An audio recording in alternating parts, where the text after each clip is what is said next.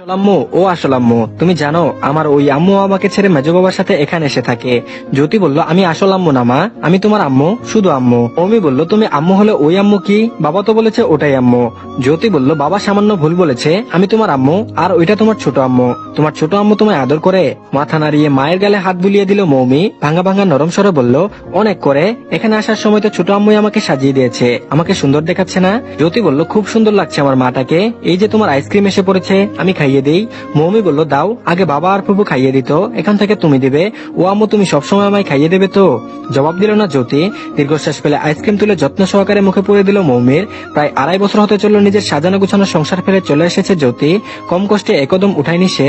ধৈর্যের বাদ যখন কোনোভাবে বাধা মানছিল না, তখন একরকম নিরুপায় হয়ে কাজটি করতে হয়েছিল তাকে। তবে সেই বাড়ি ছেড়ে আসার পর মেয়ে ছাড়া দ্বিতীয় কোনো কারণে কখনোই কোনো আফসোস হয়নি তার। স্বাধীনভাবে চলতে হস্তক্ষেপ করা, বাজে ব্যবহার, বাড়িতে কাজের লোক থাকতেও সংসারের সকল কাজ তার উপর চাপিয়ে দেওয়া, সবটা সামলে উঠতে উঠতে হাঁপিয়ে পড়েছিল সে। তার সামনে আজ যে লোকটি নির্বিকার ভাবে বসে রয়েছে, সেই দিনগুলোতেও সে নির্বিকারই ছিল। না ছিল তার আত্মসম্মান বোধ, না হৃদয়। গায়ে মাখানো সাবান থেকে শুরু করে 2 টাকার জিনিস কিনতেও তাকে হাত পাততে হতো তার বাবার কাছে, যা আদৌ কোনো মেয়ের পক্ষে মেনে নেওয়া সম্ভব কিনা জানা নেই। তবে তার পক্ষে এটা মেনে নেওয়া কোনোভাবেই সম্ভব ছিল না। কষ্ট হতো নিজের স্বামীকে আত্মমর্যাদাহীন ভাবতে, এমন এক লোকের পাশে নিজেকে কল্পনা করতেও অস্বস্তি হতো। বাবা কেন তাকে এমন এক ছেলের হাতে তুলে দিল যার নিজস্বতা বলতে কিছুই নেই? পায়ের পাতা থেকে মাথার চুল অব্দি যার ছিল বাবার দখলে। বাবার কথা চোখ বুজে মেনে নেওয়া ছিল যে তার জীবনের সবচেয়ে প্রধান লক্ষ্য। তাই বাবার বাড়ি ছেড়ে বেরিয়ে আসার পর যখন আলাউদ্দিন শেখ নানান আজে বাজে কথা রটালো, তখনও সে অন্ধের মতো বিশ্বাস করে নিয়েছে। কখনো খোঁজ নিয়ে দেখলো আদৌ সে কোনো ছেলের সঙ্গে পালিয়েছে কিনা। নির্বুদ্ধের যেমন বুঝিয়ে লাভ নেই, তেমন সেও আর বুঝাতে যায়নি মাঝারুলকে। অবশ্য সত্যটা জেনেও কিছু করার ছিল না তার। বাবার সিদ্ধান্তের উপর কথা বলার সাহস নেই তার। তবে লোকটি সৎ ছিল, চরিত্রবান ছিল, কিন্তু বেকুবেক লোকের সঙ্গে পা মিলিয়ে চলা তার পক্ষে অসম্ভব ছিল। মাঝারুল বলল, আম্মা তাড়াতাড়ি খাও, আবার বাসায় যেতে হবে। মাঝারুলের কথায় চোখ মুখ কুচকে ফেলল জ্যোতি। বিষণ্ণ মুখে বলল, এত জলদি কেন? আমি আজ সারাদিন মমির সঙ্গে সময় কাটাতে চাই। এতক্ষণ যাবৎ মা মেয়ের মধুর মিলনের দৃশ্য হাসি মুখে অবলোকন করলেও এ পর্যায়ে চোখ মুখ গম্ভীর হয়ে এলো মাঝারুলের। ভারী গলায় সে বলল, শুধু শুধু মায়া বাড়িও না। জ্যোতি বলল, মায়া কি কখনো কম ছিল? মাঝারুল বলল, কম ছিল কিনা জানা নেই, তবে মায়ের ঘাটতি তো ছিল, নয়তো তুমি 7 মাসের একটি দুধের বাচ্চাকে ফেলে ওভাবে অন্য ছেলের হাত ধরে চলে যেতে পারতে না। গোপনে দীর্ঘশ্বাস ফেলে জ্যোতি বলল, আমার মেয়ের প্রতি আমার মায়া নিয়ে কখনো কথা উঠিও না। আমি ওকে ছেড়ে নয়, নিয়ে আসতে চেয়েছিলাম, তোমার বাবা মা।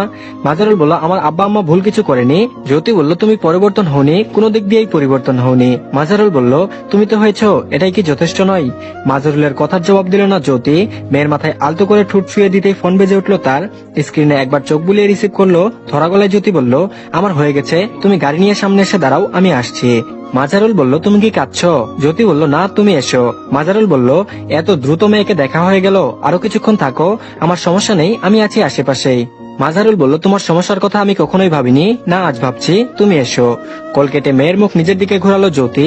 সময় নিয়ে পুরো ভালোবাসার পরশ বুলিয়ে দিল পুরো মুখে, তারপর বলল, আম্মু লাভস ইউ লট মা, খুব ভালোবাসে তোকে আম্মু, খুব। মৌমি বলল, আবারও কাঁদছো? কেন এত কাঁদো তুমি? জ্যোতি বলল, জানি না মা, তুই আমাকে ভুল বুঝিস না। উঠে দাঁড়ালো জ্যোতি। গম্ভীর মুখে বসে থাকা মাঝারুলের কোলে মৌমিকে নিয়ে ব্যাগ এবং ফোন হাতে নিয়ে এসে দ্রুত পা বাড়ালো রেস্তোরাঁর বাইরের দিকে। সেখানে গাড়ি নিয়ে দাঁড়িয়ে অপেক্ষা করছে এক ভদ্রলোক। এই লোকই কি সে যার জন্য সকল কিছুকে তুচ্ছ করে তার এবং তার সন্তানকে ফেলে চলে গিয়েছিল জ্যোতি? বুকের ভেতরটা অদ্ভুত এক যন্ত্রণা শুরু হলো মাঝারুলের। লম্বা একটি দম ছেড়ে সেদিক থেকে নজর সরিয়ে মেয়ের দিকে নজর দিল সে। চুপচাপ বসে আইসক্রিম খাচ্ছে মৌমি। তার সেই অতি অনাকাঙ্ক্ষিত মা তাকে ফেলে আবারও চলে যাচ্ছে, সেদিকে সামান্য ভ্রুক্ষেপ নেই তার। আর এদিকে শুক্রবারের মতো একটি দিনেও বাসায় থেকে উল্লাসীর দেখা পাওয়া অমাবস্যার চাঁদ হয়ে উঠেছে মেজবার। রাতে সেই যে তার কপালে পিচ্চি আদর দিয়ে ঘুমিয়ে পড়েছিল, সেই শেষ। রান্নাঘরে গিয়ে মেয়েটিকে দুদণ্ড মন ভরে দেখবে সেই উপায়ও নেই। মুন্নি সরকার এবং অনাবেশ অদ্ঘট নেমে পড়েছে উল্লাসীর পেছনে। অবশ্য এদিকটা ভালোই হয়েছে, কোনো কাজ উল্লাসীর একা করতে হচ্ছে না, মেয়েটির উপর চাপ কম পড়ছে। তাছাড়া অনাকে নিয়ে যে ভয় ছিল, আপাতত সেটিও আর নেই। সবটা সুন্দরভাবে বুঝিয়ে শিখিয়ে পড়িয়ে দিয়েছে সে অনাকে। অবশ্য তা মানতে প্রথমে অনা আহ্লাদ করলেও পরবর্তীতে টাকা ঢেলে শান্ত করা হয়েছে তাকে। মাঝে মধ্যে নিজের বোনকে নিয়ে সন্দেহ হয় তার, এত দুষ্ট কেন মেয়েটি? তাদের 3 ভাইয়ের মাঝে এমন তো হয়নি কেউ। উল্লাসী বলল, আপনার চা। ঘড়ির দিকে তাকিয়ে সময় দেখে নিল মেজবা। রাত 8টার উপরে বাজে, এখন আবার কিসের চা? চা তো সন্ধ্যায় একবার সে খেয়েছেই। উদ্বিগ্ন মনে চায়ের কাপ হাতে নিতেই বেড সাইড টেবিলে রেখে আবারও বইয়ের পাতায় নজর দিল মেজবা। ছোট্ট এই মেয়েটির জন্য সে কতটা বেকুল, মেয়েটি কি ততটাই বেকুল, তা জানার ক্ষুদ্র প্রচেষ্টা। উল্লাসী বলল, শুনুন। মেজবা বলল, বলো। উল্লাসী বলল, বই থেকে চোখ উঠান। বইয়ের পাতায় তাকানো নিজেরও কোনো ইচ্ছে ছিল না মেজবার, তাই একবার উল্লাসীর বলা মাত্র বই ফেলে তার দিকে নজর দিল মেজবা। মেজবা বলল, এবার হয়েছে? উল্লাসী বলল, হয়েছে, এবার উঠে দাঁড়ান। মেজবা বলল, কেন উঠে দাঁড়াবো কেন? উল্লাসী বলল, দাঁড়ান না, একটু দাঁড়ালে কি হয়? মেজবা বলল, তোমার কথাবার্তায় আমার সন্দেহ লাগছে। দুষ্ট এক হাসি দেখা ঠোঁটের কোণায় ফুটলো উল্লাসীর। বালিশে হেলান দিয়ে বসে থাকা মেজবার হাত ধরে টেনে দাঁড় করিয়ে তার বুকের মাথা গুজলো সে। নিজের হাত জোড়া দিয়ে আঁকড়ে ধরল মেজবার পিঠ। ঘটনার আকস্মিকতায় হকচকিয়ে গেল মেজবা। তবে পর মুহূর্তেই উল্লাসীর স্পর্শে বুকের বাম পাশটায় ধকধকানি শুরু হলো তার। হাত পা জমে ঠান্ডা বরফের রূপ নিতেই অদ্ভুত এক অনুভূতিতে ভরে উঠল তার পুরো শরীর।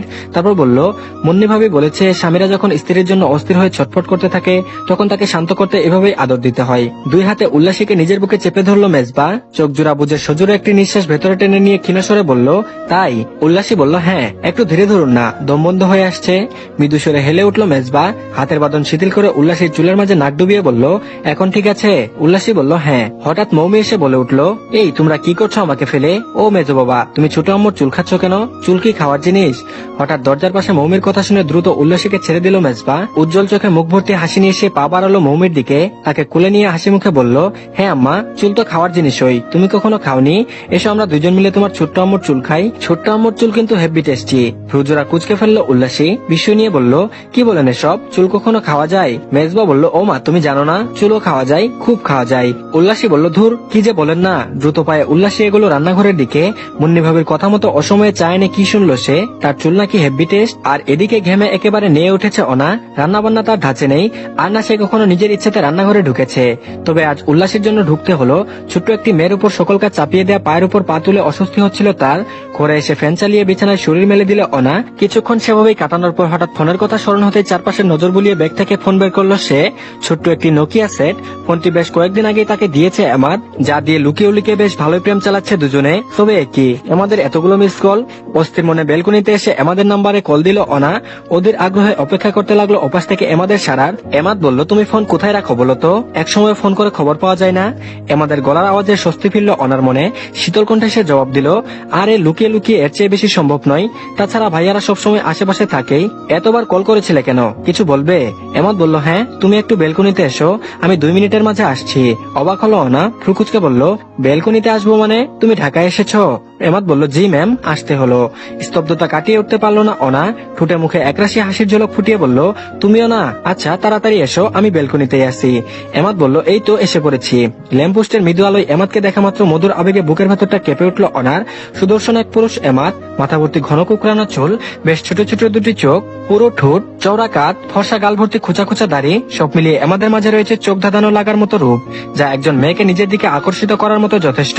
সেই সুদর্শন পুরুষ যখন সমস্ত পৃথিবী বলে তার মতো একটি মেয়েতে মত্ত থাকে, সেখানে কি নিজেকে ভাগ্যবতী ভাবলে ভুল হবে? অনা বলল, ভালোবাসি অনা, খুব ভালোবাসি। চোখ জোড়া জ্বলে ভরে উঠল অনার। ধরা গলায় নাক টেনে সে বলল, আমিও বাসি।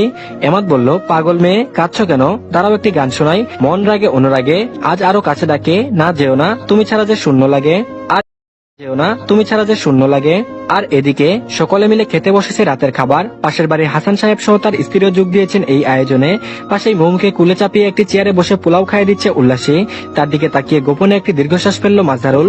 সকালে আইসক্রিম শেষ হতেই মৌমি খোঁজ করছিল জ্যোতির। ফুপিয়ে কেঁদে উঠছিল তার কাছে যাবে বলে। তবে বাড়ি ফিরে উল্লাসীর দেখা পাওয়া মাত্র জ্যোতিকে ভুলে গেছে সে। মুখের ফাঁকে একটিবারও উচ্চারণ করেনি জ্যোতির নাম। অথচ তার এই অবুঝ মন বারে বারে ভাবছে জ্যোতিকে। জ্যোতি কেন চলে গেল তাকে ফেলে? একটু কষ্ট হলেও কি ছোট্ট মৌমিকে নিয়ে সুখী ছিল না তারা? মৌমি বলল, বাবা তুমি খাচ্ছ না কেন? মৌমির ডাকে চিন্তার বেড়া জালে ছিঁড়ে বাস্তবে মৌমি বলল, বাবা তুমি খাচ্ছ না কেন? মৌমির ডাকে চিন্তার বেড়া জাল ছিঁড়ে বাস্তবে প্রবেশ করলো মাজহারুল। ম্লান হেসে খাবার মুখে পড়তে আবারও মৌমি বলল, ও বাবা জানো, মেজো বাবা একটু আগে ছোট আম্মুর চুল খাচ্ছিল। উল্লাসের হাতের পোলাও মাংস বেশ আরাম করে খাচ্ছিল মেজবা। হঠাৎ মৌমির এমন কথা শুনে চোখ কপালে উঠে গেল তার। মুখের উচ্ছিষ্ট খাবার কোনো মতে গিলে মৌমিকে ইশারায় চুপ করতে বলতেই পাশ থেকে উল্লাসী বলল, আরে বোকা মেয়ে, চুল খাচ্ছিল না তো, চুলে আদর করছিল। চুল কি খাবার জিনিস নাকি? মৌমি বলল, হ্যাঁ তো, মেজো বাবাই তো বললো চুল খাওয়া যায়, আমি আর মেজো বাবা মিলে তোমার চুল খাবো। মৌমির কথা শেষ হতে হেসে উঠল মুন্নি সরকার। মেজবার দিকে তাকিয়ে বলল, শুনেছিলাম প্রেমে পড়লে নাকি প্রেমিকেরা অখাদ্য কুখাদ্য সবাই পেটে পুরে নেয়, তাই বলে চুল। উল্লাসী বলল, আরে ভাবি, চুল খাচ্ছিল না তো, আদর করছিল।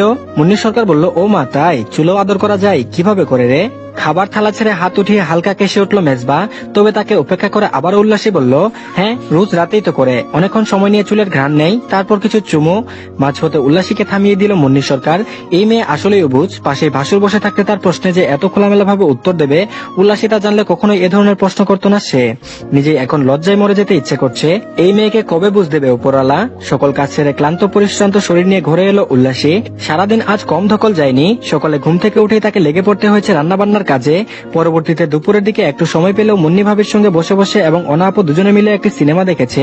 সিনেমাটি বাংলা নয়, অন্য ভাষার, যার পুরোটা দেখে কিছুই বুঝে উঠতে পারেনি সে। ফ্যানের পাওয়ার বাড়িয়ে বিছানায় বসলো উল্লাসী। প্রচুর গরম পড়েছে। ফ্যান ছাড়া এক মুহূর্ত টেকেও যেন দায়ী হয়ে পড়েছে। উনা বিছানার এক কোণায় রেখে চুলগুলো ছেড়ে দিল সে।